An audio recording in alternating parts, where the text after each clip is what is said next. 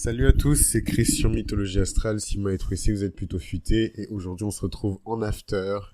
Et oui, j'ai pas dormi de la nuit, donc je vais parler tout doucement, comme ça m'évitera de faire des erreurs. Parce que je sors d'un after. Anyways, aujourd'hui, je me suis dit que ce serait pas mal de parler de Jupiter. On parle beaucoup de Saturne et des responsabilités. Je vais pas m'arrêter de parler des responsabilités, particulièrement à partir du mois de janvier. Parce que justement, Saturne bouge, il continue à avancer dans le signe du Poisson, et on est toujours en train de vivre notre retour de Saturne. Là, je vous avoue que je sais pas exactement ce qui se passe dans le ciel, en détail en tout cas en ce qui concerne Saturne, mais moi j'ai vraiment la sensation d'être... en fait, si ma trajectoire c'est un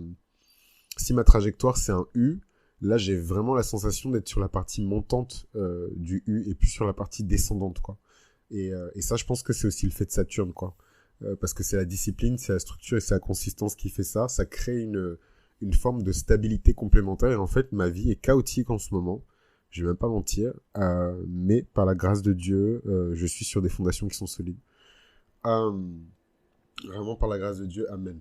Qu'est-ce que je voulais dire? En fait, je savais pas comment baptiser cet épisode. Et du coup, je me suis dit, vas-y, je vais appeler cet épisode Jupiter. Comment Jupiter m'a sauvé la vie? Jupiter ne m'a pas sauvé la vie. Hein. C'était un titre, comment on appelle ça déjà chez les Jones, putaclic. Voilà. Et non, moi il y a juste Jésus qui a sauvé ma vie.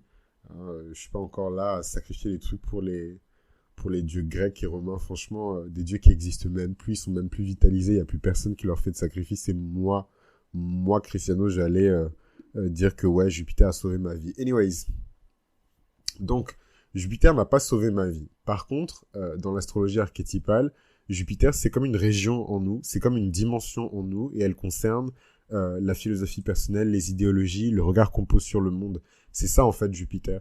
C'est presque comme si on disait, en tout cas, moi, comment je l'entends, hein, dans ma compréhension de l'astrologie, quand on me parle de Jupiter, de Vénus, de Mars, dans le thème de quelqu'un, surtout dans son thème archétypal, c'est comme si on me parlait de sa poitrine, de son pied droit, de son ongle ou de ses cheveux, quoi. C'est vraiment quelque chose qui fait partie intégrante de nous. Et il faut arrêter de voir, en fait, l'astrologie et les astres, en tout cas de manière symbolique, de les voir comme des éléments extérieurs. C'est des éléments qui sont totalement intérieurs. Et en fait, quand on prend conscience de ça, je trouve qu'on comprend beaucoup mieux les archétypes, on comprend beaucoup mieux même l'astrologie elle-même, quoi. Hein, souvent, vous me faites des commentaires, en tout cas, surtout au début du podcast, un peu moins maintenant. Là, je trouve, vous me prenez un peu pour acquis. Mais au début du podcast, c'était vraiment plein de compliments. Je te trouve très intelligent, nanana. Et en fait, moi, j'étais obligé de faire des disclaimers de non, en fait, j'ai pas réinventé l'eau chaude. Je suis en train de dire des choses qui ont déjà été dites il y a longtemps. Après, il est vrai que j'apporte une touche qui est différente.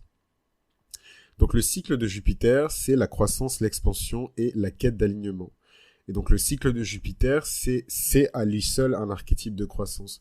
Donc, dans l'astrologie archétypale, le cycle de Jupiter symbolise les thèmes de l'expansion, de la sagesse et de l'abondance. Donc la planète de grandeur et de prospérité, Jupiter, qui régit la quête de sens et de justice, en incarnant l'archétype du roi divin.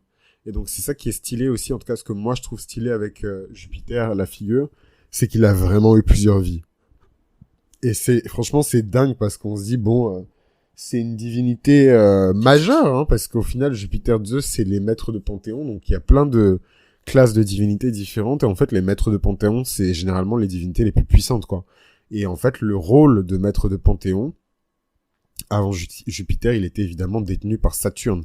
Saturne, qui je le rappelle, est un titan qui, dans la mythologie, contrôle le temps, mais aussi l'espace, hein. Donc c'est pour ça aussi qu'il y a vraiment ce truc où, dans l'ancien temps, donc l'ancien temps aka l'Antiquité, particulièrement l'Antiquité égyptienne, romaine, grecque, on louait Saturne comme si c'était un dieu, en fait, alors que ce n'était que le maître des vaines apparences, mais on le louait comme si c'était un dieu parce que la force de frappe était tellement puissante, contrôler le temps et contrôler l'espace. Donc, Jupiter, il symbolise les thèmes d'expansion, mais avant de devenir donc ce roi céleste, Jupiter, Zeus dans la mythologie grecque, a lui-même traversé une nuit noire de l'âme, une enfance tumultueuse et une quête personnelle pour renverser son père, Cronos. C'est une histoire mythologique qui reflète le voyage universel de croissance, d'émancipation et de souveraineté que Jupiter représente dans nos vies. Donc le cycle de Jupiter dans l'astrologie, c'est toujours un voyage de 12 ans. Le cycle complet de Jupiter autour du zodiaque dure environ 12 ans et chaque passage dans un signe marque une étape clé de croissance et d'apprentissage dans nos vies. Chaque cycle jupitérien met en lumière des opportunités d'expansion personnelle, de prise de risque et de renouvellement philosophique.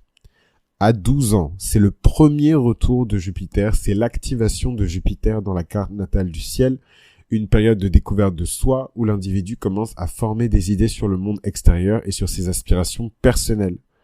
À 24 ans, c'est le deuxième retour de Jupiter. Et donc là, c'est souvent un moment charnière, c'est un moment où on doit faire de très grands choix.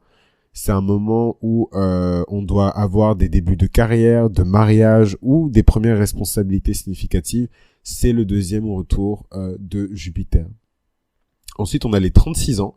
Et c'est le troisième retour de Jupiter. C'est une période de révision des valeurs fondamentales et de consolidation des acquis. Et enfin, on a le quatrième retour de Jupiter et au-delà. Donc ici, Jupiter invite à élargir sa vision du monde, souvent à travers des projets communautaires, des voyages ou une quête spirituelle profonde. Donc chaque passage de Jupiter dans une maison ou en aspect avec une planète personnelle va agir comme un amplificateur, mettant en lumière des domaines de croissance et de développement. Jupiter dans la mythologie, c'est un peu l'enfant caché qui devient roi, et on a tendance à l'oublier. Mais bien avant de devenir le roi des dieux, Jupiter a dû échapper à la destruction. Selon la mythologie grecque, Cronos, son père, avalait chacun de ses enfants pour empêcher une prophétie annonçant sa chute. À la naissance de Zeus, Rhea, sa mère, a trompé Cronos en lui donnant une pierre à avaler à la place de l'enfant. Donc Zeus fut alors caché dans une grotte sur le mont Ida, où il fut élevé par des nymphes et nourri au lait d'Amalthée, la chèvre mythique. Et donc ce n'est qu'à l'âge adulte qu'il entreprit de renverser son père avec l'aide de Métis, la titanide de la sagesse. Le mythe de Jupiter nous enseigne que même les figures les plus grandes ont des origines modestes et des épreuves à surmonter.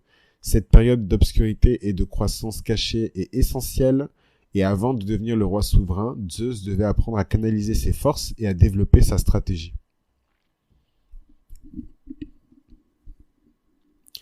Donc la signification archétypale de Jupiter, c'est en bref souveraineté, sagesse et justice.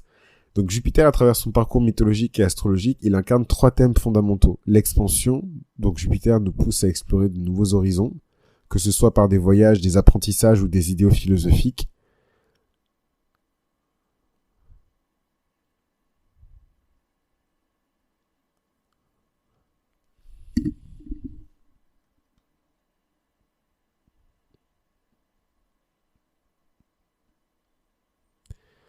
Donc le deuxième point intéressant dans l'archétype de Jupiter, c'est la souveraineté.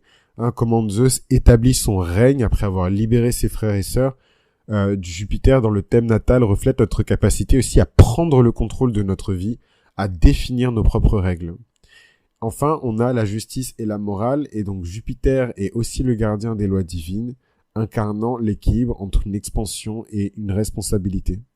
Sous son influence, nous sommes invités à aligner nos actions avec un code éthique ou un idéal pour supérieur.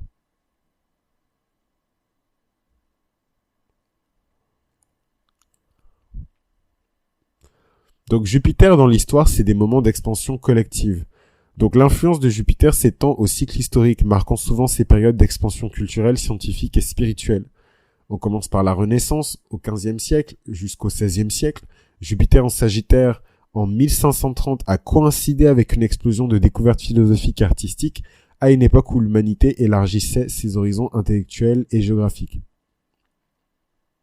La révolution scientifique en 1610, sous Jupiter en Bélier, Galilée observe pour la première fois les lunes de Jupiter, symbolisant une expansion radicale de la maison humaine de l'univers.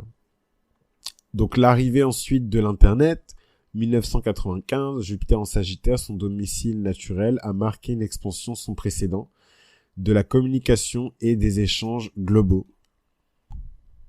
Oh là là, je suis en train de crouler de sommeil. En fait, je pense que vous avez trop rigolé, mais il y a beaucoup de gens qui m'ont dit que j'ai une voix qui est un peu soporifique. En tout cas, qui m'écoutent avant d'aller dormir. Et du coup, je me demande si, en parlant comme ça pour le podcast, je suis pas en train de m'endormir moi-même avec ma propre voix, genre. Ce serait pas ouf. Anyways. Donc des exemples de vie jupitérienne, l'appel à l'abondance et à l'audace. On a Oprah Winfrey, Soleil en Sagittaire, Jupiter extrêmement puissant. Une vie qui est marquée par l'expansion personnelle et collective, où elle transforme ses défis initiaux en une carrière dédiée à l'inspiration et à l'éducation. Simone Veil, Jupiter en Balance, défenseur des droits humains et architecte de lois justes. Veil a incarné les principes de justice et d'équilibre propres à Jupiter. Et enfin, on a mon préféré, évidemment, Richard Branson, fondateur du groupe Virgin, Jupiter en Sagittaire, entrepreneur audacieux. Donc Branson qui est l'exemple parfait de l'expansion jupitérienne dans l'aventure et les entreprises visionnaires. Donc, les ombres de Jupiter, voilà, quand trop devient trop, et c'est quoi un peu le risque d'avoir trop d'énergie jupitérienne? Ben, c'est que Jupiter, il est souvent considéré comme bénéfique, et donc son énergie peut parfois se manifester de manière excessive. Une surexpansion, une surcroissance, du dogmatisme, du jugement, de la fermeture d'esprit, le manque de limites. Toutes ces choses-là peuvent vous rendre la vie très difficile. Alors, donc on a parlé des ombres de Jupiter, donc surexpansion, dogmatisme et manque de limites. Donc comment incarner Jupiter dans nos vies? Le cycle de Jupiter, il nous rappelle une chose, que la croissance et l'expansion ne se font pas sans défi. Il nous enseigne que pour atteindre notre pleine souveraineté, il faut d'abord surmonter nos propres limites, honorer nos blessures passées et élargir notre vision du monde. À travers son histoire mythologique et sa présence dans nos thèmes, Jupiter nous guide sur un chemin de grandeur et d'épanouissement, que ce soit en résonnant avec ses cycles astrologiques ou en nous inspirant de son mythe. Jupiter nous invite à embrasser nos défis comme des opportunités d'évolution et incarner pleinement notre potentiel héroïque. Alors vous en avez peut-être déjà entendu parler, mais j'ai lancé 2 nouvelles offres sur mythologieastrale.com. Il s'agit du Zeus, qui va vraiment être un package concentré sur l'abondance, la bonne fortune, l'idéologie, la philosophie, la religion, la spiritualité, toutes ces choses-là qui sont très capricorniennes, sagittariennes, dont on va parler un peu plus tard.